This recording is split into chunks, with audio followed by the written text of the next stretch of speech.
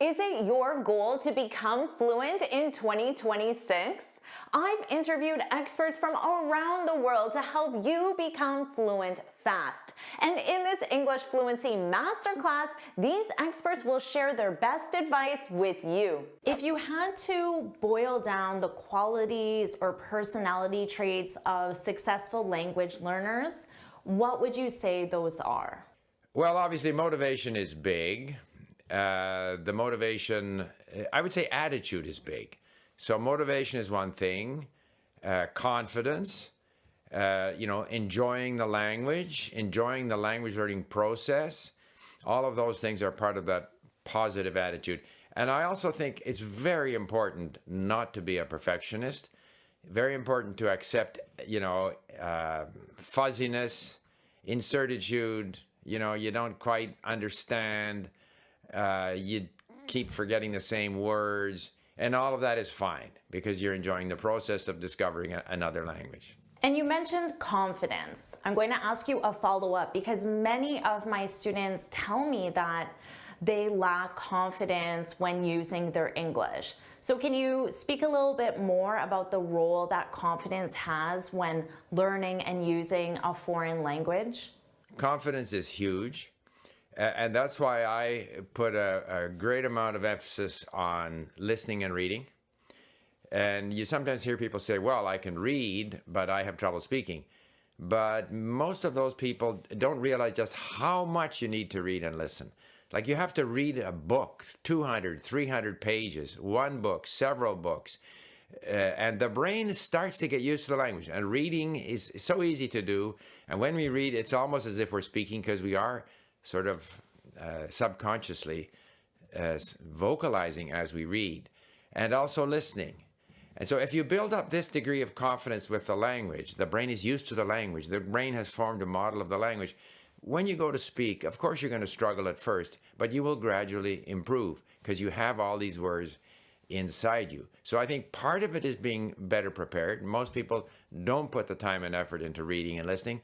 They desperately try to remember some grammar rules, and they try to think of grammar rules while they're speaking, which is hopeless. And then they have to accept that when they're speaking, they're actually practicing speaking, and they will gradually get better. And while they're speaking, if they're speaking to people that matter to them, they're getting very valuable input, which is also all part of training the brain to be comfortable in the language. They find the context and they find an objective. So in my case, I've been kind of blessed to be able to speak 5 or 6 languages on a daily basis because that's just the people in my company. They speak them. But looking back, my best periods of language learning really happened when I had a context through which to learn a language. So if I had a girlfriend that spoke the language, or maybe flatmates, or I was working at a company where the language was spoken, and I think that is by far the best way to be learning the language. So having a context where you don't actually have to make an effort, and you're kind of confronted with the language, whether you like it or not.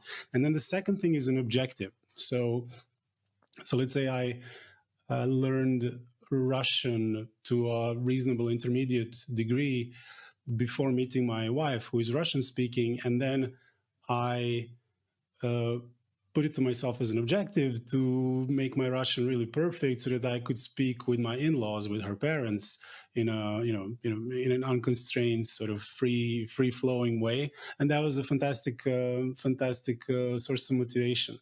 So different people will find different sources of motivation, whether it's relationships or sports or business, but it's really important to have an objective. So why don't you tell my students how you achieved such a high level of fluency in a short period of time? Did you have a secret process you followed, or what was your approach? What was your methodology to get these results? Well, first of all, before embarking on this beautiful journey, I started eliminating all unnecessary distractions I had.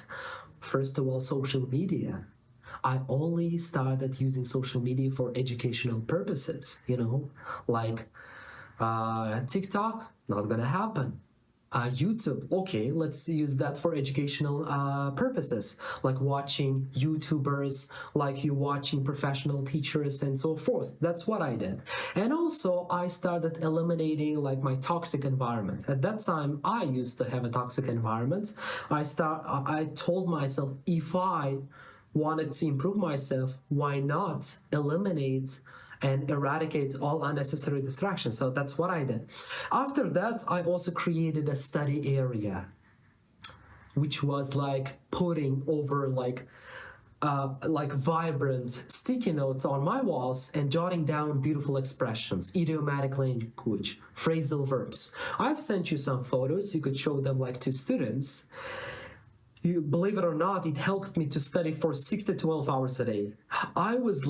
I became obsessed with the process. I had a study table, I had a study bedroom, and I would like study continuously every single day. I spiced it up. I was not in a hurry to improve my language skills, but instead I enjoyed the process. I would visualize and picture my future. I would think about how many opportunities I would have if I reach this level. Okay, so let's study.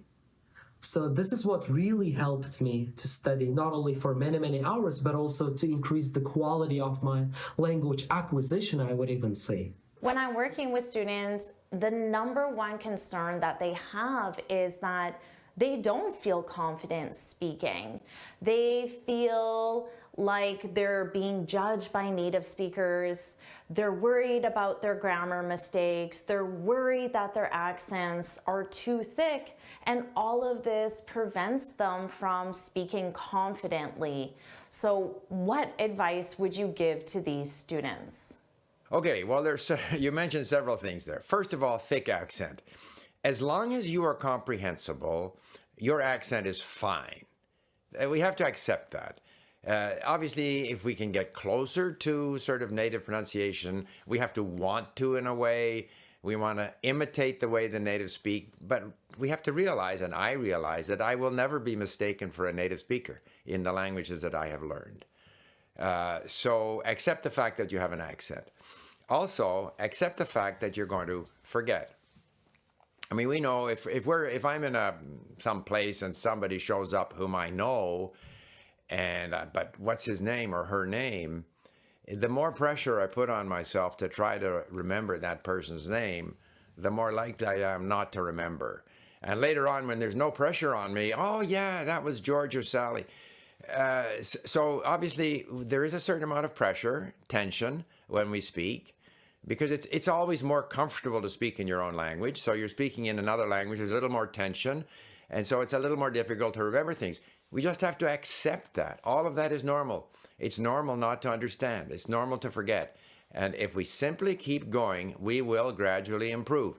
The more pressure we put on ourselves, or if we try to avoid speaking because we're afraid, then we aren't going to improve. So, I mean, it's easy to say, but I have experienced it in many languages where I struggle. And sometimes we think we did more poorly than we in fact did. And we just have to give ourselves credit. Trust the brain. The brain will gradually learn given enough experience. And you just have to keep going. So let me first tell you that this is a very human thing to be scared of, getting out of your comfort zone. When we get out of our comfort zone, we're always scared. That's the first thing. So it's completely normal to be scared or slightly anxious about the mere fact of having to have a conversation with a native speaker. So that's the first thing to take into account. The second thing to take into account is that I foresee like these three zones. You have the comfort zone at the beginning, right? So that's where you stand, where you're like sitting in the corner, you're learning vocabulary, but you don't want to venture out there and have talk to people. Then you have there's another layer or zone around that zone, which I call it's called the Goldilocks zone. So it's slightly challenging, but it's not too challenging. I'll give you a concrete example in a second. And then you have the panic zone. The panic zone is where you're completely out of your comfort zone so far that you panic because it's too difficult. An example. So your comfort zone is, let's say, whoever is listening, if you've been learning a language for a little bit and, or for a long time for that matter, English, and you still find it difficult, you still tremble at the idea of speaking to someone, or you're interacting with someone, but you don't express yourself smoothly because your mind goes blank and you think, oh my God, they're judging me, I'm making mistakes, you think about grammar, all those things that make it difficult. Then think about this. Your comfort zone is sitting in front of a computer and making maybe lists of words, or maybe watching something passively, right? So that is an excuse of, oh, I'm engaging with the language, but I'm not actually talking to people. Then you have what I call the Goldilocks zone. It's a good zone. It's a good zone to be in. And you tell yourself, okay, I'm scared. Fine, normal. But I could hire a tutor, a very nice and friendly person with whom I could have a conversation. It's a protected environment because you're paying whether you're paying someone or you find someone you can have a conversation with, maybe on Skype. There is no background noise. That person knows that you're a learner. And then you can have a conversation. You can prepare beforehand about a topic you're interested in, and you can have a meaningful conversation.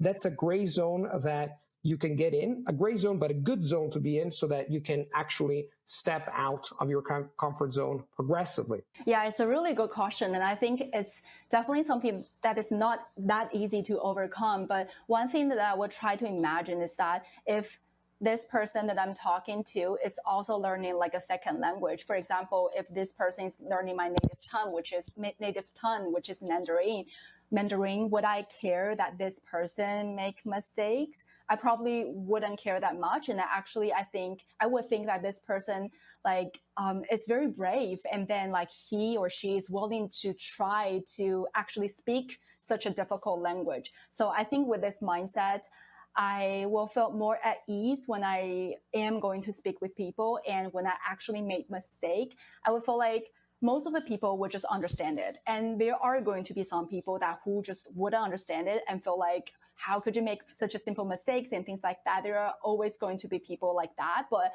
I would just ignore that kind of people and basically think that, those kind of people, they just don't understand the difficulty and challenge of learning a foreign language. So yeah, that's basically how the mindset that helps me to overcome this kind of fear of trying to speak with someone in their native tongue. Especially when I'm still in the beginner stage. I think when it comes to fear, I mean, I don't know what you think, but I think a lot of native speakers are not so judgmental. They're very rarely going to correct your grammar. Because most native speakers may not know how to do that.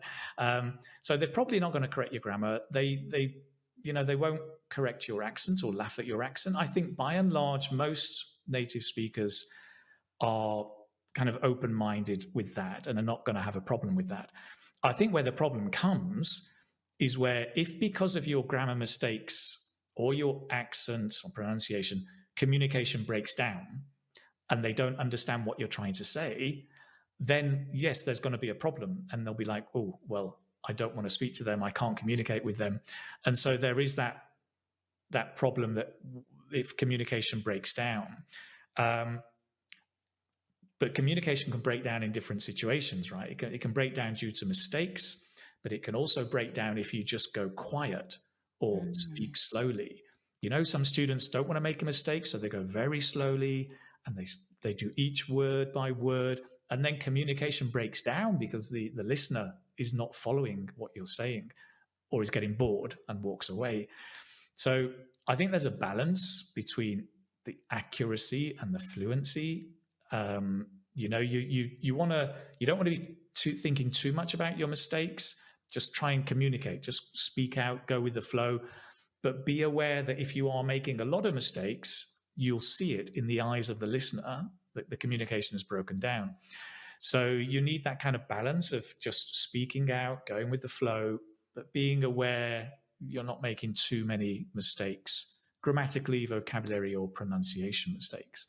So that balance is an important one. It's really like a language learner thing to even think that that someone's going to care.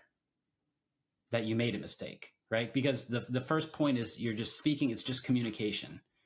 And then you have to consider how many native speakers that you meet have never studied any other language before.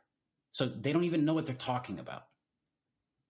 So you speak to them and they might say, oh, what did you say? Oh, I didn't understand.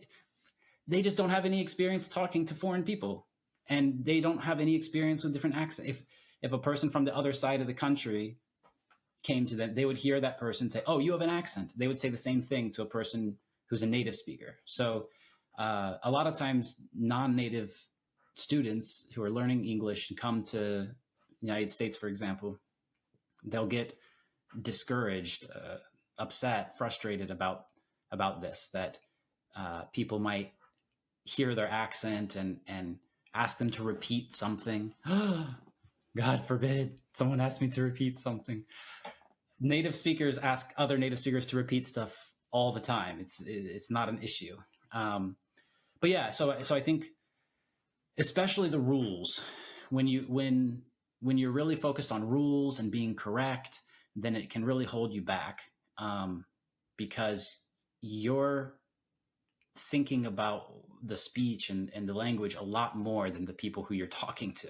Now, one thing I hear from my students a lot is that they've been learning for years and years, and they feel like they've gained a lot of vocabulary, gained a lot of grammar, but when they go to use it in a conversation, like we're having a conversation right now, their mind goes blank, they forget all their words, they're shy, they're nervous, and they're not able to communicate. Whereas right now you are communicating very successfully. So did you struggle with that? How did you overcome that? And how would you recommend that my students who are experiencing that issue can overcome that as well? Well, there are two ways. Like, there's a passive vocabulary and there's an active vocabulary. Well, in terms of active vocabulary, I learned vocab, as I had mentioned, by jotting down a lot of beautiful expressions and putting on my wall and deliberately practicing them. What I mean by that, I would sit in front of the mirror and I would take expression. Let's say people have different likes and dislikes. That's one, the expression, yeah? I would flexibly use it. Like, people have different likes and dislikes when it comes to reading books. Yeah? Some people like different types of genres, while others like different types of genres. So by using great language chunks and deliberately practicing them in front of the mirror, I was able to actively use my vocab. And it's okay. It's okay to forget vocab. It's okay. It's all about the process. And it also comes down to confidence. Look, people should not be very shy in front of people, because everybody's going through something. Everybody's learning this language. How can you be shy when learning language? It's very bad. So you have to first of all tell yourself, hey, everybody's going through. It's okay. It's okay to make mistakes. It's okay to forget vocab.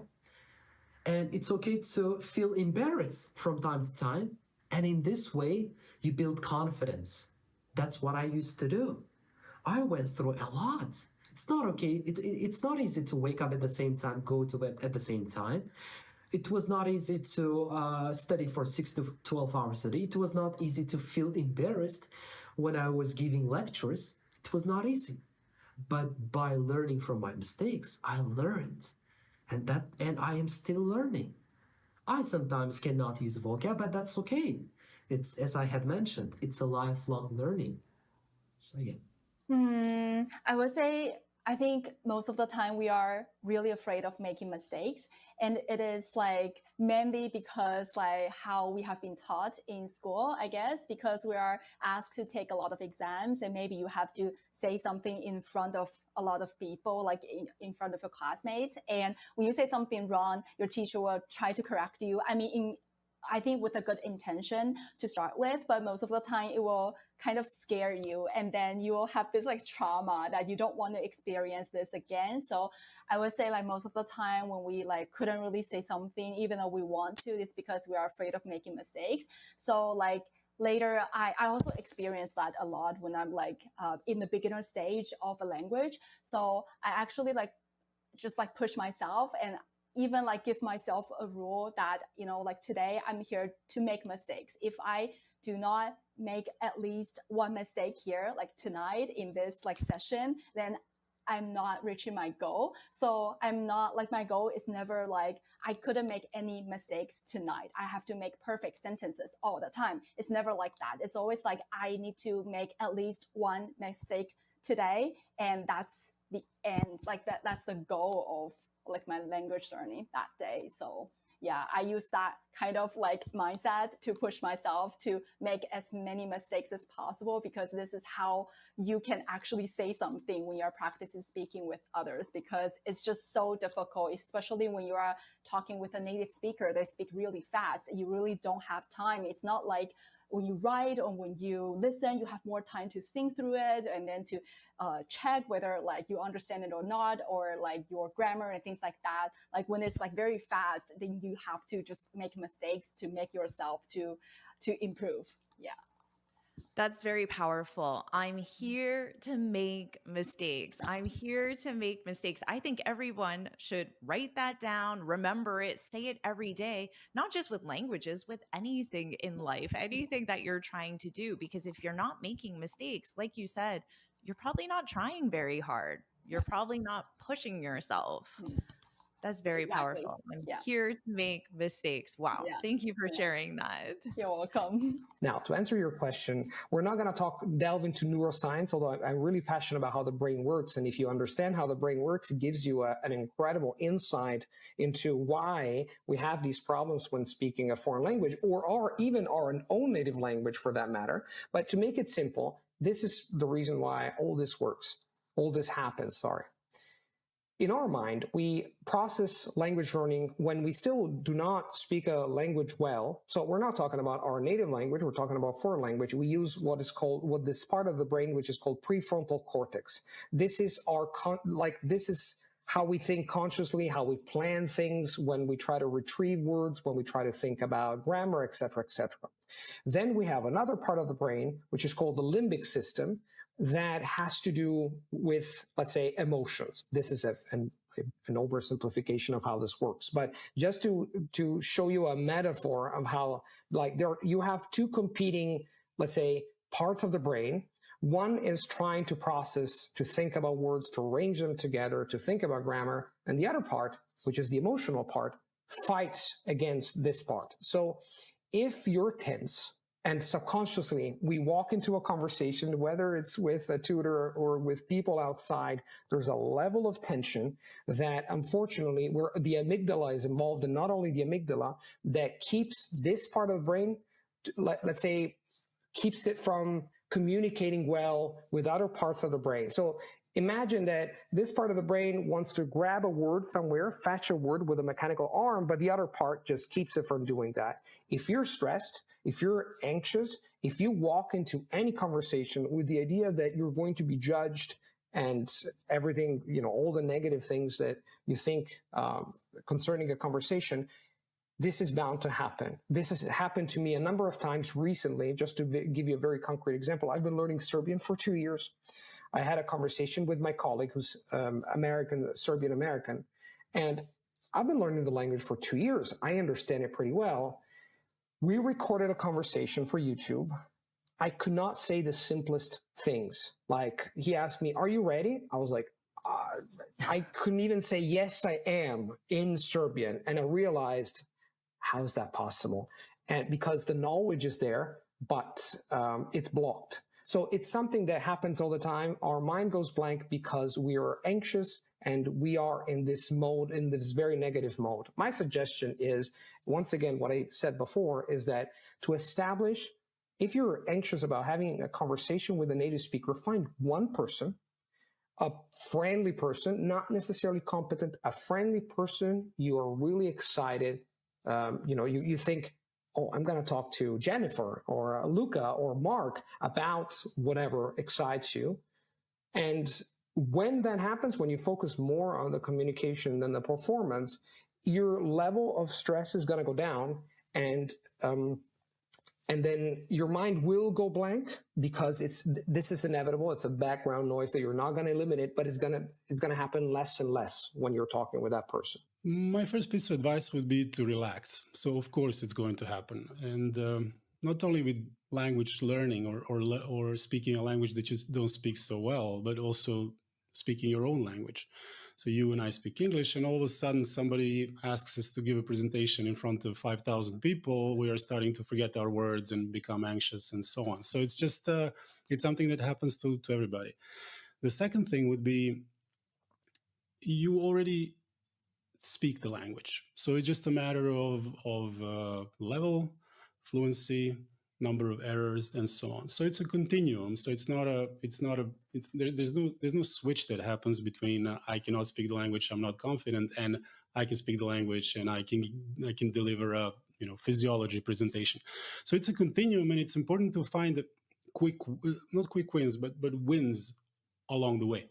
So if you are just starting to learn the language, so maybe understanding a 3-minute episode of something on YouTube would be great. And then maybe later on, having a phone call in the language, maybe the next step, and so on and so on and so on. So having these milestones, I think, really helps, because that way you convince yourself also that you are progressing, irrespective of how it might look at certain times. You have to remember, first of all, very often you hear people talk about, I'm going to master the basics. We forget even the most basic words. We forget the most basic structures. We forget things that we used to be able to do and now we can't do all of a sudden. We may be able to do it the next time. So the first thing is to accept that. That is absolutely normal. And it's part of the process of communicating. But gradually, even the process of forgetting and relearning is solidifying that capability in your brain. Research into the brain, we need to see something, notice something, forget it for a while, go back to it, forget it again, go back to it. And slowly, that is how we accumulate words that we can comfortably use. So forgetting is part of the process and shouldn't make us feel uncomfortable. We say, good, I forgot, good, and now I relearn it. And maybe I forget it again, good, and then I relearn it. And gradually, we improve. That's an amazing attitude to have. By forgetting, you are in fact learning. Not only is it normal to forget things, but it's beneficial. So changing your attitude around it. I hope all my students remember that lesson. What a powerful lesson. Let's make that practical. So for English, what would be a phrase that you have in your vocabulary that you memorize that you can use when you feel stuck or when your mind goes blank? So for example, if I'm going to say something, usually if it's someone that I've never met before, and usually that's going to be the case. And then it's about, maybe I would just say where I'm from and what I'm doing right now. And I would just imagine people will be very curious about, for example, I'm a YouTuber right now. So they will be thinking, wow, so what do you do? And then I will start to just memorize phrases such as, I create videos about the topics of travels and language learning and self-development and things like that. So I think these subjects and topics, we could imagine in advance, what would people be curious about and prepare them in advance. And for other things, for example, a group of people are talking and you are just listening and you're trying to agree with them. So I think I find phrases such as, yeah, I think so too. Yeah, that's so cool. Wow, that's amazing. Things like that to be very useful, because sometimes even if I don't really understand 100% what people are saying, in the group, I can still say that sentences. And usually it's not going to be a weird sentences that people will find out that you actually don't really know what they are talking about. So I use this kind of techniques to get by my speaking session with others. How would you start that if a student came to you and said, a language learner came to you and said, I memorize 10, let's just say 10 phrasal verbs. I watch a video, I learn them, and then a few days later, I can't remember any of them. How would you start to help that person to retain, to keep that information? Yeah. So, people have different study techniques, but study techniques doesn't necessarily mean that you're employing memory techniques. And really the problem that most people have when they sit down to memorize something is they don't have a real process other than possibly some kind of rote repetition thing, which can work with a lot of dedicated repetition. That is proven to work. But when you're talking about language where you have so many things that need to be in your head to be able to speak to a certain degree of fluency, you need to know thousands of words, cases and conjugations and idioms and all that sort of stuff. It's not realistic to necessarily be able to review it to the extent that repetition would just suffice, so memory techniques need to jump in there and kind of carry the load. So the first thing that people need to understand is you need a way of organizing the information that you're putting in your head and making it relatable to things that you already know, that you can visualize in your mind, and think and see in terms of pictures, rather than these abstract things, which with a foreign language, it's generally speaking mostly abstract because it's in another language. Your native language, and this is not that. So when you look at this word that you're trying to learn, let's say, it just looks like gibberish. It's meaningless. So the first step to memorizing anything, honestly, is to take that thing and to try to convert it into some kind of mental picture that makes sense to you, that lights up your interest. And then the next step is to kind of like, how do I store it in my mind in a way that it's easier to retrieve later? And there's different approaches to do that, but that's generally the idea. The last step is the review. That you can't get around the review. Unfortunately, our brains are designed to forget things over time, but it remembers the things that we frequent a lot in our heads. That shouldn't make sense, right? But again, it's with memory techniques, you can kind of reduce the amount of review that needs to be done and how often, because it's such a lot more stickier inside the mind. Great point. So trying to think of this myself, let's say I'm trying to learn the word. There's a lamp right in front of me. So I'll just use that as an example. So I'm trying to learn the word lamp in a foreign language. So I see a picture of a lamp in my head. Do I have that right so far? Yeah, that's part of it. So obviously there's the word that you will either hear or see if you're reading it in this other language. So I don't know, is there a language as an example you want to use? Yeah, Spanish. I know a little bit of Spanish, and it's something that I'm casually learning. Many words I do not know, lots that I don't remember when I need them as well. I don't know what the word is for lamp in Spanish. Do you? Nor do I. All right, I'm going to look it up and we're going to do it right now. Okay, sounds good. I'm sure all the Spanish speakers are laughing at me because they know I just spent 6 months in a Spanish-speaking country and I don't even know the word for lamp. But lamp is, I think, that's kind of a specific, True. Light is different, True, that's a good point. That's a good point. Okay, so it's lampara, maybe? Lampara, okay. Maybe there's different Spanish-speaking countries say different things, but let's say that's the word we're learning. Okay. That's maybe not the best example actually, because it has the word lamp in it. But in general, you would look at this word and think of what it reminds you of in terms of sound, or even what the letters look like together, and come up with a picture for that, relating it to what it actually means, which in this case is a lamp. So in this specific example, lampara again has the word lamp in it. So that probably would give you a clue if you saw the word lampara that it is a lamp. The other way, going the other direction, is, the way I just asked you, how do you say lamp in Spanish? You want to say lamp, and you don't know, you'd have to remember lampara, right? So maybe the tricky part here is the ending, ara, right? So you'd come up with an image for that and kind of weave it into a picture that you have of a lamp in your mind. So ara, what does that mean to you? It's kind of a meaningless thing, but you can come up with something that it kind of sounds like or reminds you of. Like maybe it's an arrow. Okay. In English, A-R-A, ara, arrow, or era, up to you, right? And then with that, let's say it's arrow. It's not the same, but it's close enough to give you a cue to know what it is. So my lamps in my head, when I'm thinking in Spanish, would have an arrow shot through it, right? Oh. Okay.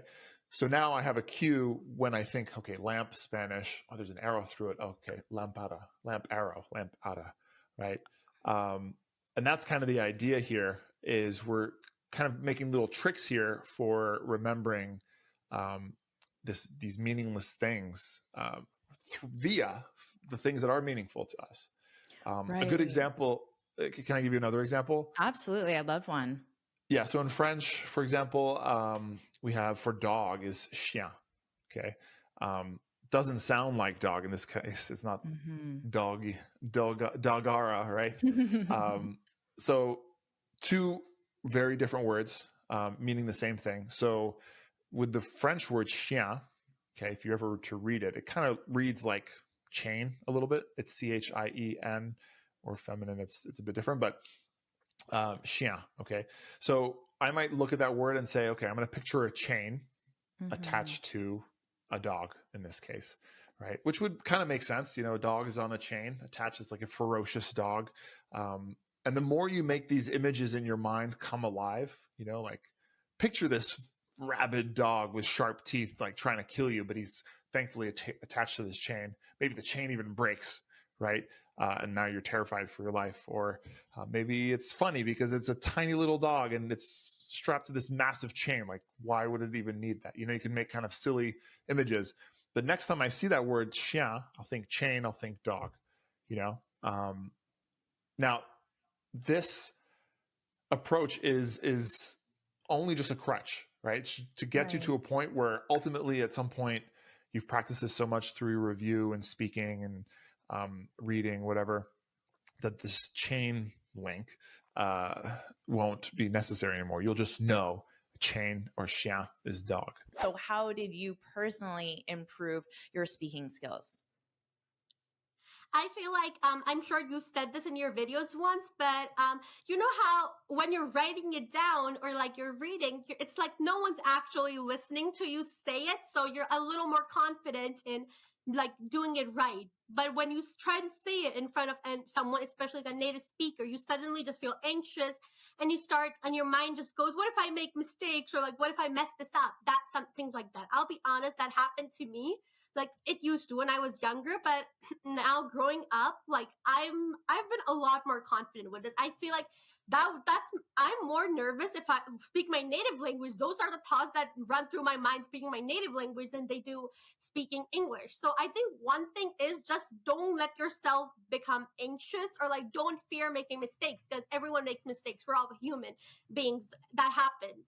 Just don't be worried about like, if I mess this up, is someone gonna judge me? If they do, I say let them. That's what people are going to do. So don't worry about people's opinions.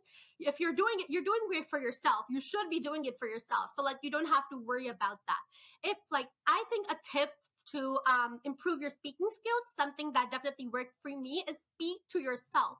It doesn't even have to be like formal. You don't have to be sitting in front of a mirror. One thing I do, this is more of a habit of mine at this point, but I'd be like reading a book, I'll be watching a movie or like a TV show, and something's gonna happen, and I'm gonna sit there for 5 minutes rambling to myself on and on and on about the situation. I could be alone in the room or in the house and I'll still keep going. So for me, it's become more of a habit. I can't stop myself from it. So I do definitely think don't be nervous about doing that. It's like normal. It definitely helped me. So just like try speaking to yourself first. Don't be afraid of making mistakes. It happens. Just like relax yourself. Just speak. It doesn't matter if you make mistakes. It's completely fine. If you want to, like, you can always, like I said, you can, if you're like preparing for something, like you're preparing for a speech or like an interview, you can always stand in front of the mirror, try to practice it, or like you can it can eventually build into a habit like it did for me. But as you're reading, as you're listening, you should just let yourself express your opinions and ideas, even if it's just you. You don't have to have someone there with you to speak to. You can always speak to yourself. I'm so glad you said that. And that's definitely advice I share with all my students. And that is what I do as well. I speak to myself all the time. It's a great way to prepare. It's a great way to practice. And when I was learning foreign languages, I always spoke to myself in that foreign language because I didn't have access to other people, but I always had access to myself. So it's just an easy thing to do. And I'm glad you do that. And I'm glad you recommend it as well. Basically, first of all, Jennifer, I, pointed out the gray areas in my language on which I had to, work upon. And then I started consulting quality material for improving, my language skills, for improving my grammar. I started reading newspapers. I started, listening to podcasts. And most importantly, I want to mention here 2 things which I did, which really helped me in improving my language skills. And number 1 is diary writing. I used to write diary a lot. At the end of the day, I would sit down and write about my daily routine, how did my day went on, so it helped me in refining my language skills. Point number 1. Second, I started speaking with my fellows, with my teachers. Students feel very much hesitant, or they don't feel at ease while speaking with their fellows. But in my case, I thought, let people say what they want. Because, as I mentioned, that students are not motivated to speak. If people from my country are listening to this, I want to tell them we should motivate students. So when they are not motivated to speak, they don't really improve themselves. So what I did was I started speaking with my fellows at the university, with my teachers. So it provided me confidence to refine my language skills more and more. And that is the way I, gain a lot of confidence regarding my English language. Yeah.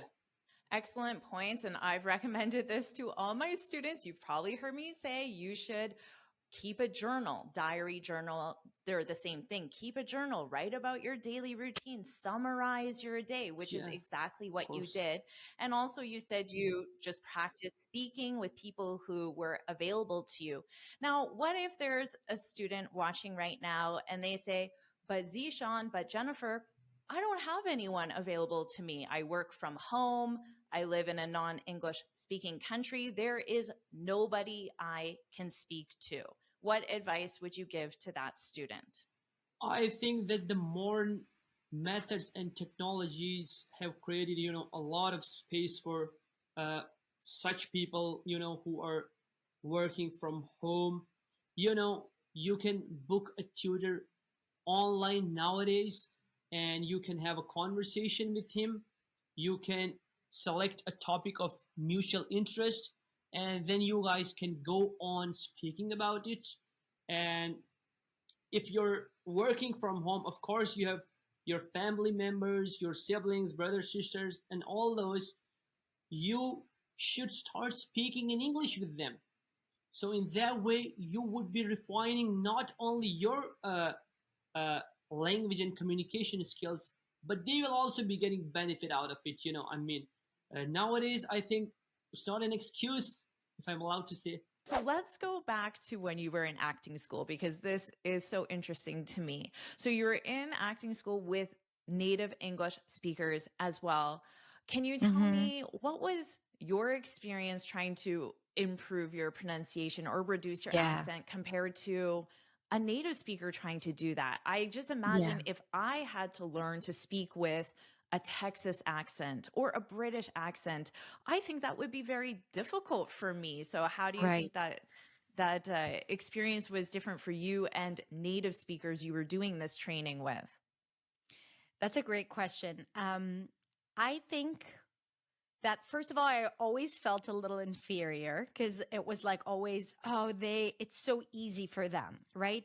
It wasn't just, the exercises and the sentences that we had to read. Some of them were so complicated to me, also in a semantic level. Like I didn't understand what it meant because it was like all these old school vocabulary, and they kind of like, they just read it and I had to read it before everyone else like 10 times in my head to be able to say it confidently, and even then I wasn't confident. So I felt like I had to catch up to even be close to where they were at.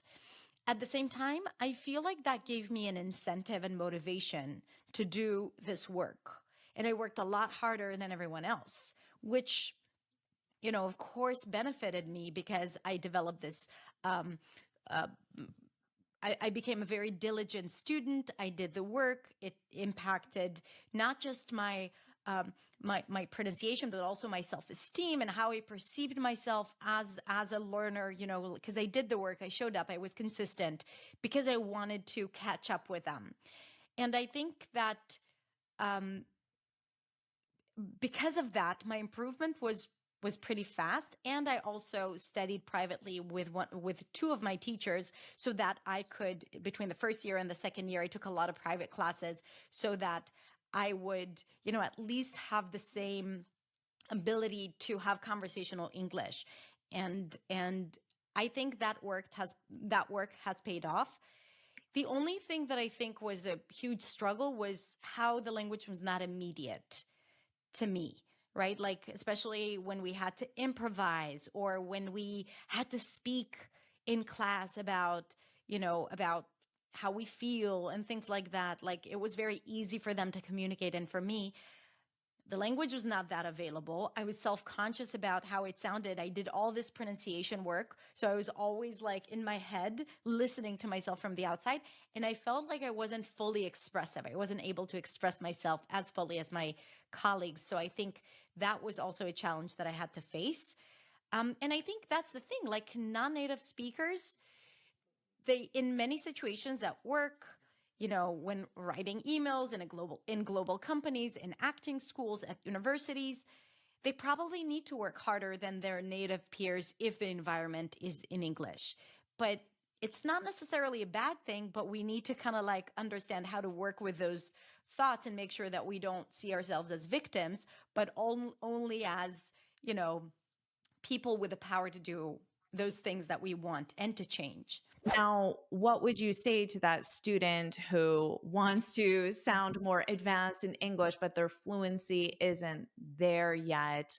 What should they do? Just focusing on the words that they now know, or should they focus on trying to add more words? What strategies do you have for that student? It has to be both of those.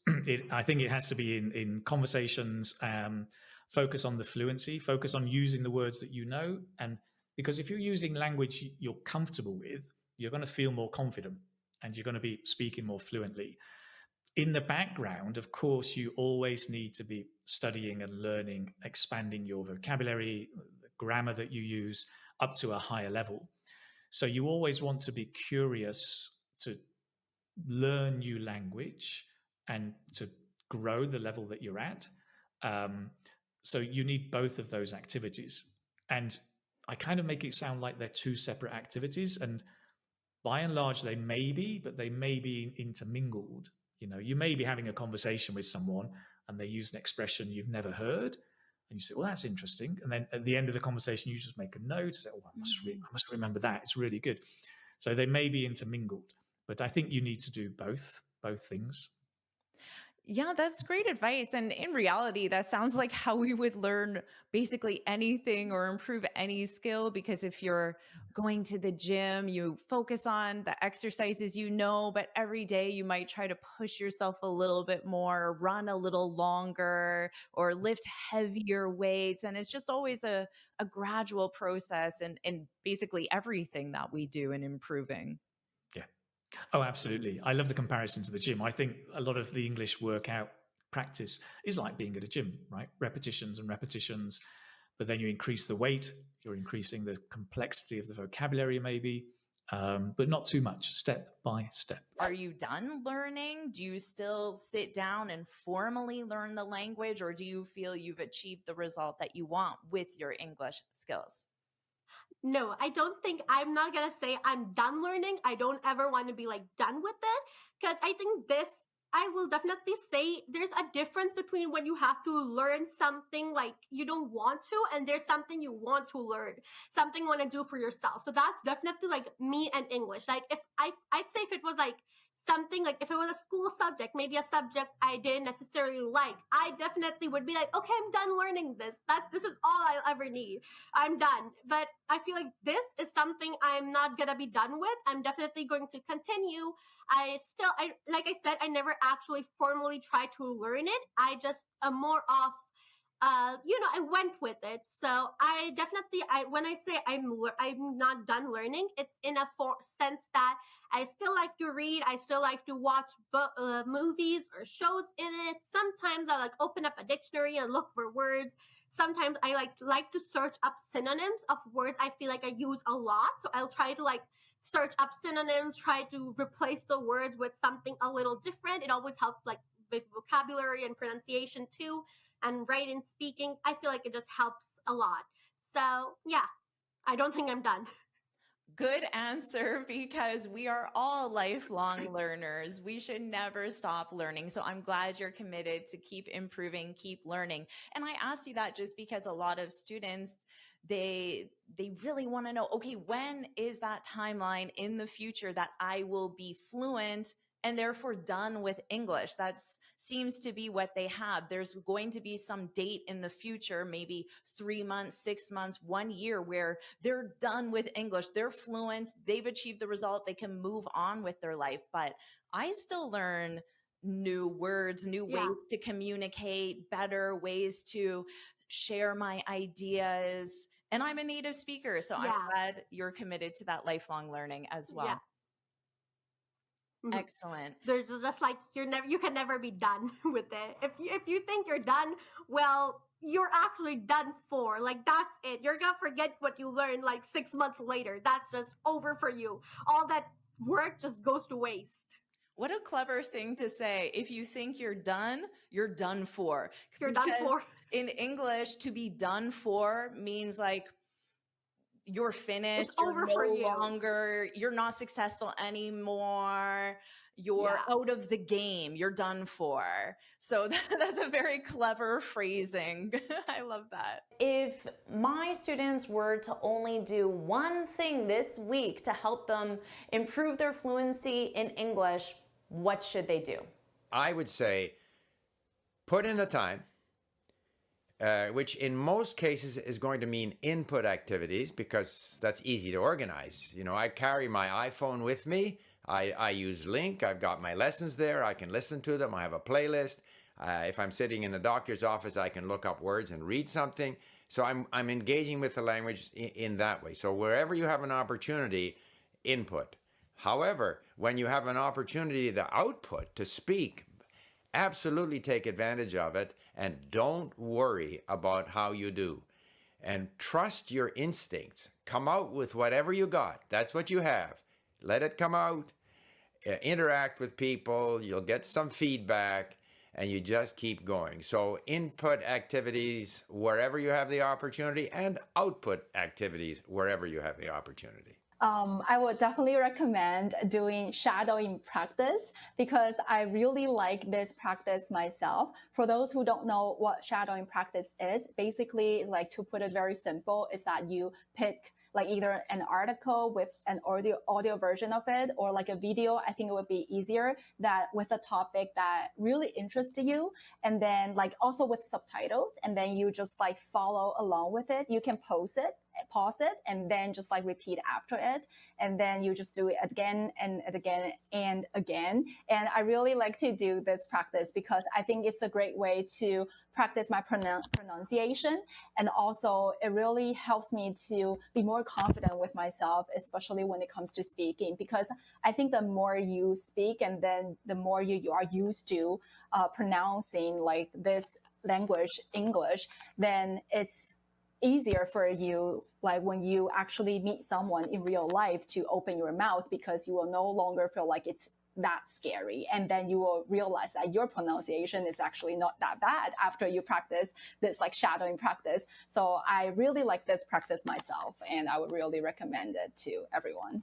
I would say to focus on the joy of actually whatever they're doing, whether they're speaking, whether we're writing, whether we're reading, whether they're listening, whether they're watching a YouTube video like this one, to have joy, to think about the joy of learning instead of I have to do this because I have to learn. It's more like I want to do this. I think that once again, yes, techniques and strategies, they're important, but this mindset shift that you need to have in order to take things further is one of the most powerful things and factors when it comes to success in learning English or any other language for that matter. Listening and speaking are connected.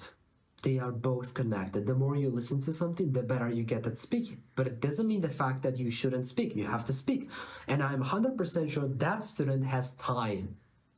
On the way, you could talk to yourself. If you are feeling embarrassed, just put on your earphones and start talking so that people know you're talking with somebody. Yes? Before going to bed, talk to yourself. But what I mostly recommend is listening to something that you are actually interested in. As I had mentioned, listening and speaking are connected. I used to watch movies. I used to watch TV series like Friends. Yep, like 10 seasons. I used to watch Friends like for hours and hours. And I was even like, I even forgot the time was flying, you know? So I watched things based on my curiosity. So once again, listening and speaking are connected with each other. They are not too academic. You don't have to study a lot of grammar. You don't have to sit down and do a lot of tests. The more you listen to something, the better you get at speaking. But also talk to yourself. Well, one thing, don't just like stop, because I don't want anyone to think, okay, when am I like at this age, at this point in life, when am I ever going to need it again? So like, don't just stop learning. And it's definitely like, there's a lot of different ways to learn. Some people definitely try to learn from textbook. I remember reading this book called Effortless English. It's definitely had like a few things I agree with.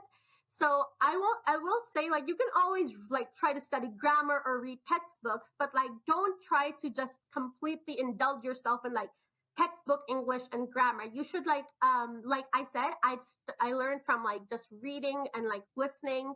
So I will say, also, sometimes textbook English just might not be exactly what you want to learn from. Try to do things that interest you. Like there's a specific topic that interests you, like you're into music or you're into news, you're into a specific genre. You can always continue that, but in the language you're trying to learn. And also, like, I definitely know the world we live in, people are often like, they're going to be judgmental of a lot of things. They're going to be like, okay, like, why do you need this? And why do you need to do that? That's something that really annoys me. So just don't listen to them. Just try to just do what you want. You're never too old to like learn something new or to try something new. You're never too old to like do something. I know this might seem a little off topic, but you know how people say, okay, Barbies are for little girls. That I'm 14 and I watch Barbie movies. I will still gladly have a whole collection of Barbies. So like, you're never too old for anything. Do what you want. Let people say what they want. It doesn't matter. You can like listen to them and then forget they ever said anything. It's not their business. It's your life. You do what you want. Talk to somebody. Have a conversation in English. Just maybe you studied and maybe you went to a class at a university, or maybe for work there was something you had to do that was in English. Like maybe you read an email. Whatever you had to do, just practice getting the words out of your mouth. You just have to do it enough times for it to become more automatic. So, if you want to get strong, do push-ups. So do some push-ups this week. I think what's really important is making a plan, right? If you want to do one thing today to help your speaking in the next month, sit down and make a very simple plan of how you're going to do that. Think about how many days a week you can study or practice. Is it an hour each time or half an hour, which days, and what time. I mean, really detail. Just write down the day and the time. This is what I'm going to do. And go into detail about what you're going to do. So rather than saying, I'll watch a YouTube video, you say, I'm going to watch this YouTube video and I'm going to practice repeating or practice shadowing. And have that plan just for 2 weeks. Just make a simple plan for 2 weeks, and then you can review after 2 weeks. Because I know what happens, and this happens to me, if I make a very simple plan and think, okay, I'll decide what to do when it's time for class, I sit down for my study time and I think, right, what am I going to do? And you start searching YouTube, and then 20 minutes later, you haven't started. And so if you get prepared beforehand, even half an hour making your plan with detail, once you go into your plan and it's time to study English, boom, you go straight in, make the use of that time, and it's much better. I would spend the week just trying to figure out what they would want to focus on and practice, and then put everything on the side and then say to themselves, okay, for the next 2 weeks, 3 weeks, 4 weeks, I'm going to focus on the R. I'm going to focus on, and choose a sound. Like, I think that is, if you're just starting out, sounds are a good place to start, because intonation could be more vague.